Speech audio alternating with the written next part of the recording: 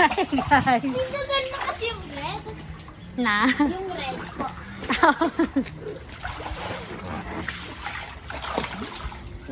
Yan guys, nag-enjoy na yung anak ko mag-swimming. So, swimming na siya ng swimming. Kung mapapansin ninyo, yan. Ayan, ganyan kalaki yung pool namin. Siguro na puno namin siya mga 4 or 6 na oras. Aray po. Aray. Hi, mama. Ay. Yan. Guys, welcome to my channel.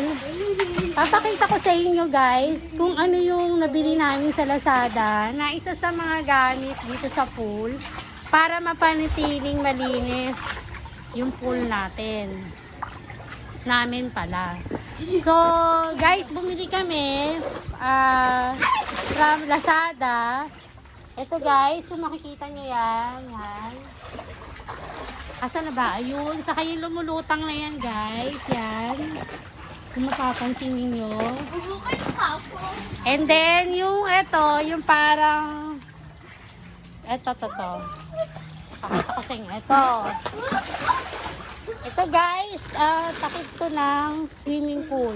So, para lang siyang lona. Yan, yung mga nabili namin sa Lazada.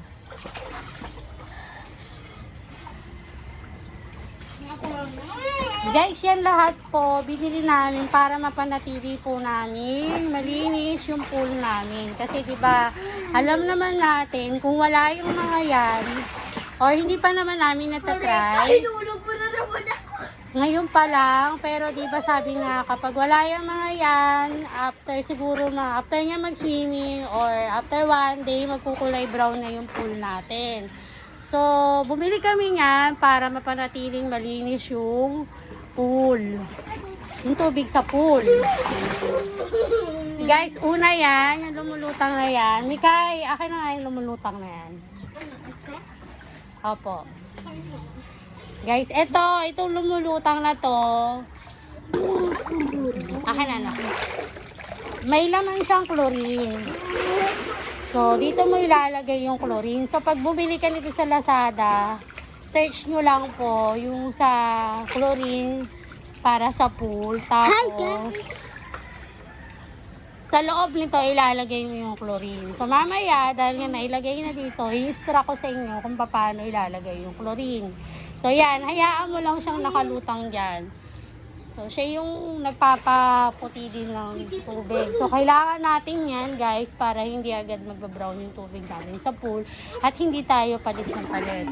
Saka isa pa, yung pantakip, kailangan din natin yan para hindi siya maalikabukan. So, kami, nasa rooftop na kami, pero maalikabok din dito kasi nga open pa rin. Yan. Tapos, yun yung takip. After niya mag-swimming, tatakpan na namin para magamit pa rin para magamit niya pa at saka kami para makapag-swimming din kami.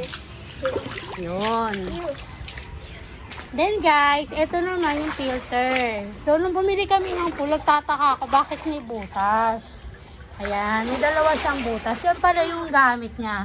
Kailangan pala lagyan siya ng filter para din masala niya yung mga dumi na galing sa pool.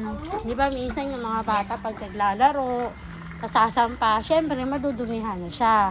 So, kailangan natin bumili ng pool filter pump.